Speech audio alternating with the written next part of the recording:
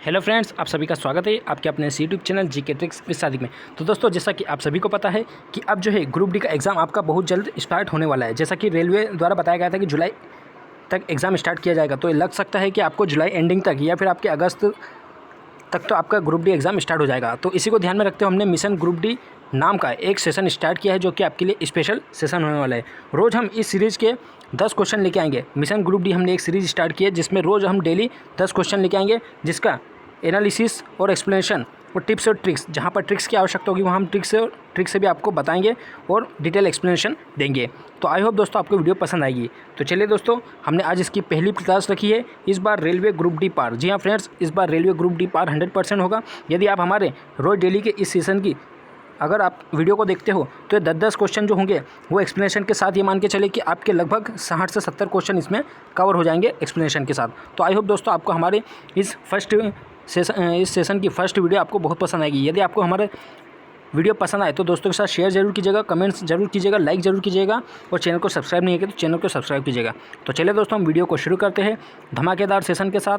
तो चलिए दोस्तों, हम वीडियो को शुरू करते हैं। इससे पहले जो चैनल पर नए, प्लीज़ चैनल को सब्सक्राइब जरूर कीजिएगा, बेल आइकन जरूर दबाएगा रेलवे भर्ती बोर्ड के पल के अपडेट्स के लिए, और वीडियो को पसंद कीजिएगा, लाइक कीजिएगा, शेयर कीजिएगा। तो चलिए दोस्तों, वीडियो को शुरू करते हैं। तो दोस्तों, हमारी इस सीरीज़ का पहला क्वेश्चन है, बहुत ही ईजी क्वेश्चन है, लेकिन इसके जो है आने की संभावना बनी रहती है, तो आपको 100% बनना चाहिए। तो देखिए, पहला क्वेश्चन हमारा है विद्युत धारा, या हम जैसे बोलते हैं इलेक्ट्रिक करंट, इसका मात्रक क्या होता है। तो देखिए, 4 ऑप्शन आपको दिए हैं, एम्पियर, ओम, फैराडे और वोल्ट। देखिए, जो भी विद्युत धारा की जब हम बात करें इलेक्ट्रिक करंट की, तो उसकी जो है एम्पियर, उसकी जो इलेक्ट्रिक मात्रक होता है, ठीक है, जो एसआई मात्रक होता है वो क्या होता है, एम्पियर होता है। इसे हम ए से शो करते हैं और इसे मापते किससे है, तो अमीटर से मापते हैं। इसका जो एक्सप्लेनेशन देखते हैं हम। तो देखिए दोस्तों, विद्युत धारा या हम जैसे बोलते हैं इंग्लिश में इलेक्ट्रिक करंट, तो देखिए आवेशों के प्रवाह की दर को विद्युत धारा कहते हैं। मतलब अगर इंग्लिश में बात करेंगे तो हम बोलेंगे rate of flow of charge is called current, मतलब कि आई, इसे हम आई से शो करते हैं। तो देखिए, आई जो है, आई इज इक्वल टू क्या होता है, मतलब कि आवेशों के प्रवाह की दर को करंट कहते हैं, करंट को आई से शो करते हैं। उसके बाद जो है विद्युत धारा का मात्रक एम्पियर होता है, ठीक है, एम्पियर होता है, और जिसे हम एमीटर से मापते हैं विद्युत धारा को। और उसके बाद यह एम्पियर को एम्पियर की जो एसआई यूनिट होते हैं उसको ए से प्रदर्शित करते हैं, ठीक है, एम्पियर को ए से। और इलेक्ट्रिक करंट की बात करें तो इलेक्ट्रिक करंट को आई से शो करते हैं, याद रखिएगा। उसके बाद विद्युत धारा एक अदिश राशि होती है। क्या होती है, विद्युत धारा एक अदिश राशि होती है। सदिश और अदिश राशियों कि हम एक आपको ट्रिक बताएंगे नेक्स्ट वीडियो में, तो आप उसको देख लीजिएगा, क्योंकि यहाँ पे से डायरेक्ट एक क्वेश्चन आता है कि आपका सदिश राशि कौन सी और निम्न से कौन सी अदिश राशि। उसके बाद जो है इसका जो सूत्र होता है वो क्या होता है, A is equal to Q T. ये ए की जगह हम आई रखेंगे, क्योंकि विद्युत धारा को आई से मापा जाता है। तो I is equal to Q अपन में टी, जैसा कि यहाँ पर डेफिनेशन में दिया गया है। उसके बाद जहाँ पर ए मतलब आई जो होती है वो विद्युत धारा होती है एम्पियर में, और क्यू जो होता है वो आवेश होता है कूलॉम्ब में, और टी जो होता है वो समय होता है सेकंड में। ये सभी इनकी एसआई यूनिट है। आई होप आपको समझ में आ गया हो।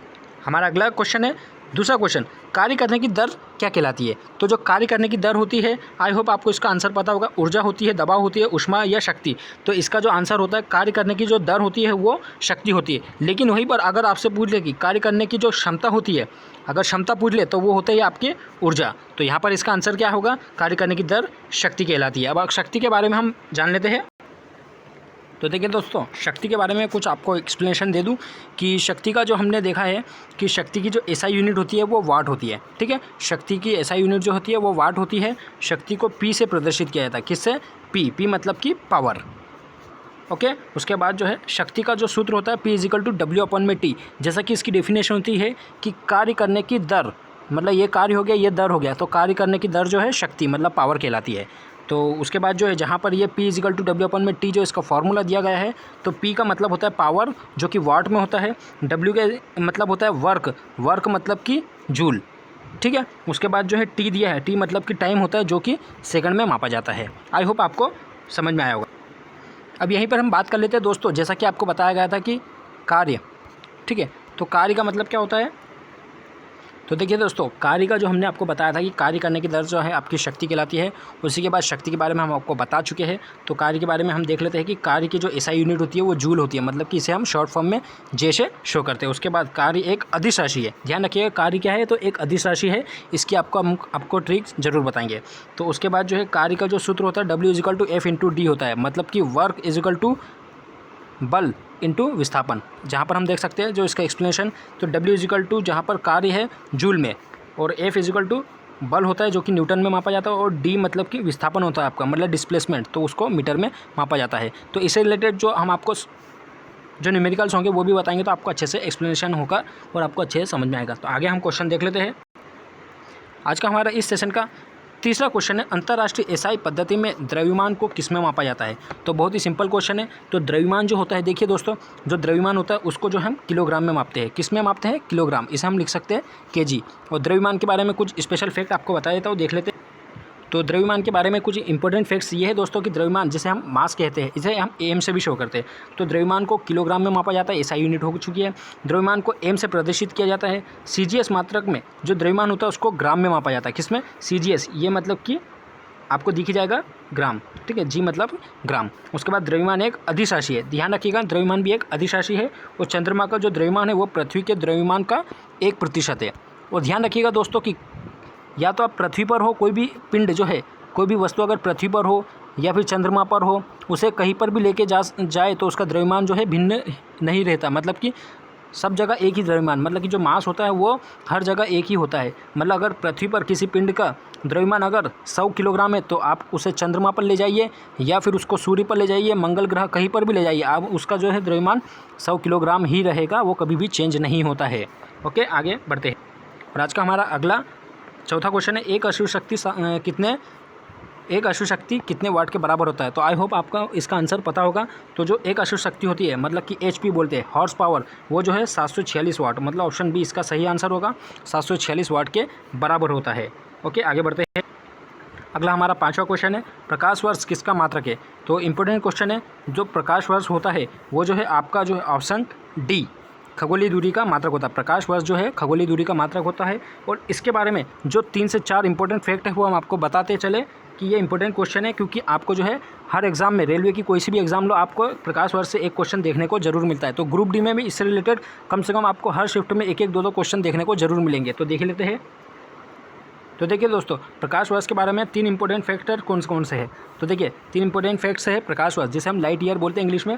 तो पहला है प्रकाश वर्ष, एक प्रकाश वर्ष बराबर 9.46 इंटू 10⁻12, ये 10⁻12 किलोमीटर हो जाएगा। या फिर आप देख सकते हैं अगर इसे मीटर में मापेंगे तो 9.46 इंटू 10⁻15 मीटर, ये 15 इसकी घात में हो जाएगा, ठीक है, ये मीटर में। ध्यान रखिएगा जब भी 12 आ जाए तो आपको किलोमीटर में ध्यान रखना है, और आपको अगर 15 आ जाए तो आप उसको जो है मीटर में लिखेंगे। उसके बाद जो है पार्सेक, जो पार्सेक जो है एक खगोलीय दूरी मापने की सबसे बड़ी इकाई होती है।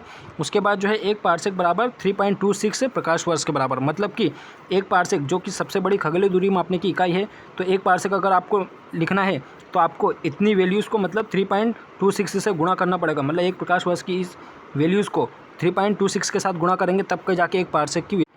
तो दोस्तों अगला हमारा क्वेश्चन है, छठवां क्वेश्चन है इस सेशन का, बहुत इंपॉर्टेंट क्वेश्चन है कि निम्न में से कौन सा एक सदिश और अदिश राशि का सही युग्म है। तो देखिए दोस्तों, पहला पूछा है उन्होंने सदिश और दूसरा पूछा है अदिश, दोनों के बताना है कि आपको सही युग्म कौन सा है। तो देखिए सदिश मतलब कि वेक्टर होता है, वेक्टर को हम लिखते हैं V से, ठीक है। तो ध्यान रखिएगा जिसमें भी वाह आ जाए तो आपका सदिश राशि होता है। जैसा कि हम आपको यहाँ पर बताते हैं कि इसका जो सही आंसर होगा, पहला सदिश पूछा है तो सदिश में देखिए पहले में वाह किस में आ रहा है, तो देखिए वेग में भी आता है, त्वरण में भी आ रहा है। तो देखिए दोनों ही एक प्रकार से सदिश राशि है। लेकिन वहीं पर हम दूसरा जो ऑप्शन दिया उन्होंने कि अदिश राशि, तो अदिश राशि ध्यान रखिएगा कि यहाँ पर चाल भी आपका जो है एक अदिश राशि है, लेकिन बल वहाँ पर आपका जो है एक सदिश राशि है। तो देखिए इसके लिए जो ट्रिक है हम आपको बता देते हैं कि इसके लिए आप कैसे याद रख सकते हैं सदिश और अदिश राशि को। तो हम इसका ट्रिक देख लें। तो देखिए दोस्तों, सदिश मतलब कि वेक्टर राशि। तो देखिए सदिश राशि की है ट्रिक कुछ इस प्रकार से। ट्रिक क्या है? विषुवत बल, याद रखिएगा विषुवत बल।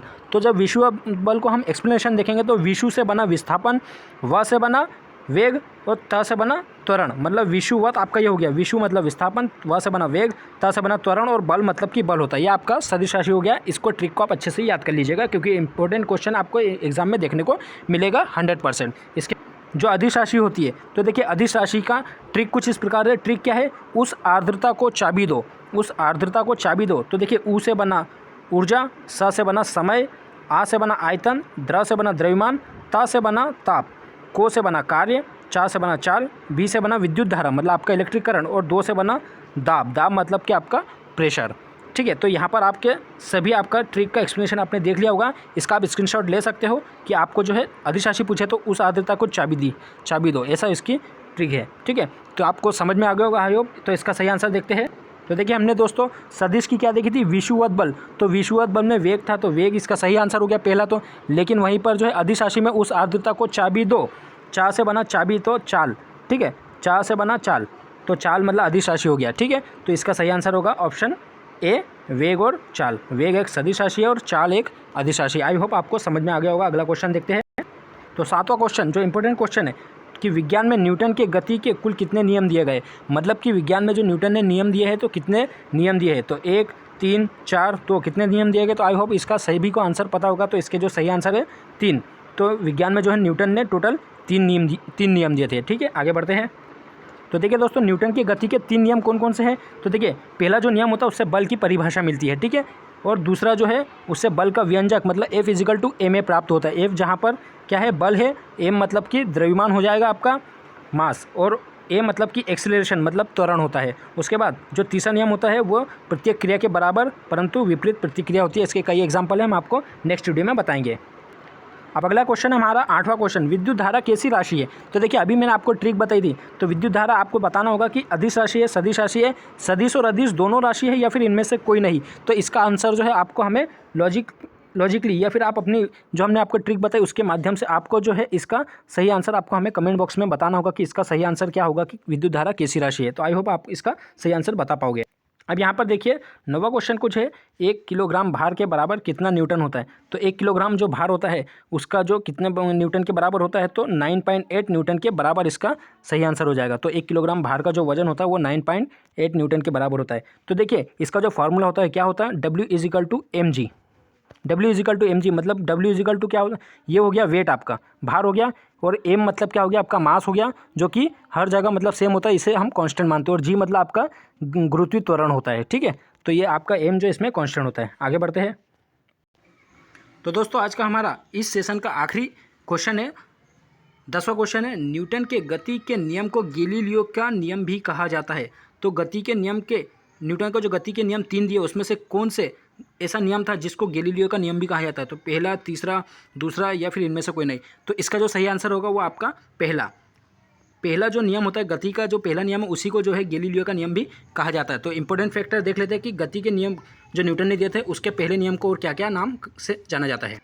तो देखिए दोस्तों न्यूटन के प्रथम नियम के अन्य नाम कौन कौन से हैं। तो न्यूटन का जो प्रथम नियम होता है उसको गैलीलियो का नियम भी कहा जाता है, और न्यूटन के प्रथम नियम को ही जड़त्व का नियम भी कहा जाता है। ध्यान रखिएगा, जड़त्व का नियम भी जो है न्यूटन के पहले नियम को कहा जाता है। और बोलते हैं कि जड़त्व का जो नियम दिया था वो गैलीलियो ने ही दिया था। किसने दिया था, गैलीलियो ने ही इसका जड़त्व का नियम दिया गया था। ठीक है, तो आई होप दोस्तों आपको ये सेशन अच्छा लगा होगा। अगर आपको ये सेशन पसंद आया है तो प्लीज़ लाइक कीजिएगा, कमेंट कीजिएगा और शेयर जरूर कीजिएगा अपने दोस्तों के साथ। यदि आप हमारे टेलीग्राम ग्रुप पर ज्वाइन नहीं हुए तो हमारे टेलीग्राम ग्रुप पर और व्हाट्सएप ग्रुप पर भी ज्वाइन हो जाइएगा, क्योंकि आपको वहीं पर सारी अपडेट्स और मिलती रहेगी और स्टडी से रिलेटेड मटेरियल भी प्रोवाइड होते रहेंगे। तो आई होप दोस्तों आपको वीडियो पसंद आएगी। दोस्तों के साथ इस वीडियो को ज़्यादा से ज़्यादा शेयर कीजिएगा।